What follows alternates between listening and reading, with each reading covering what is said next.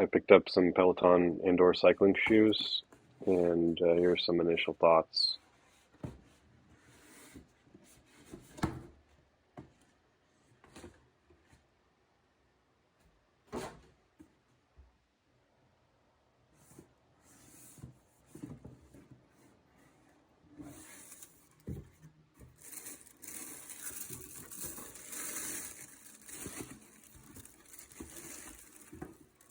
The shoes seem to be pretty well built.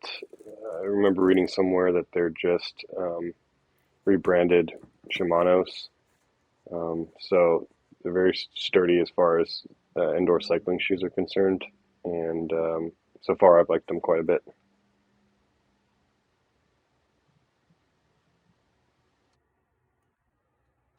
Here are the cleats that also come in the box,